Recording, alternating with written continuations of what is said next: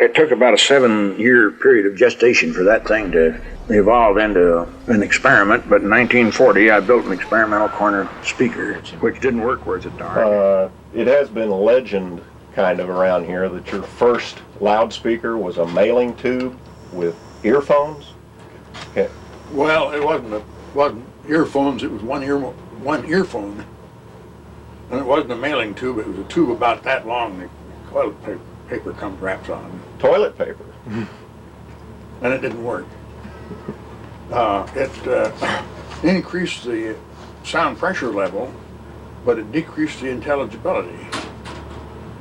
It filters out everything but maybe a one octave band.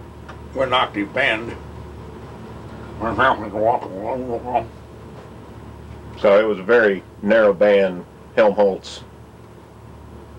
Well, I guess it was tuned to the 4-inch length of the toilet paper roll. What type of headphone was it? A Brandy Superior. I paid $7 for it, for a pair. When did you do your first loudspeaker? Your first experiment with the headphone and the tube? That would have been, that headphone and the tube was about 1920 plus or minus a year or two. Where were you? What were you doing? Were you in college? Oh gosh, no, I was still in high school.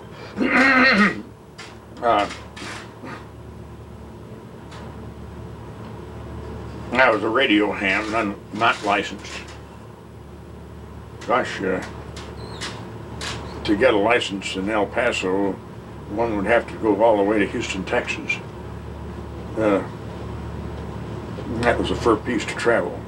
Anyway, my first serious attempt at loudspeakers was in 1939. Back in 1933, when I was a graduate student at Stanford,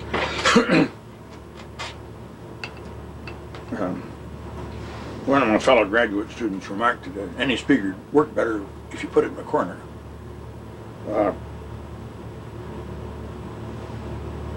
Previous to that, I'd gotten introduced to a horn-type loudspeaker in South America,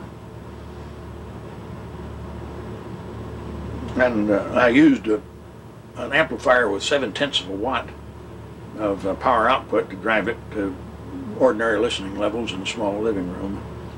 And then somebody else loaned me a direct radiator speaker, a vastly superior quality, and heck, a 5-watt amplifier wouldn't even make it squeak. I thought, aha, horns are more efficient. In 1939, I thought, why don't I build a corner horn loudspeaker? And I did that in the garage of a fellow geophysicist. It was supposed to go from 50 to 800 hertz. It actually went from 100 to 200 hertz. Not much bandwidth. Was your point for radio reception or reproduction of symphony? How did your love of music combine with your engineering? Back in 1933, when I was still a graduate student, one of my fellow graduate students invited me to his home, and I turned on the radio, and the San Francisco Symphony was playing. The first time I'd ever heard a symphony orchestra. I'd heard opera, but not symphony. After that afternoon session, I rigged up a radio at home and spent Thursday evenings, I think it was, listening to San Francisco Symphony. Later in Houston, Texas, I attended the symphony a few times. I can't remember the conductor's name. Anyway, I enjoyed symphony. Later on, I married my second wife, and she liked she liked opera, and I liked symphony. And when it came to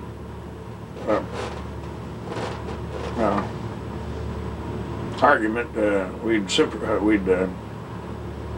compromise and go to the opera. Mm-hmm.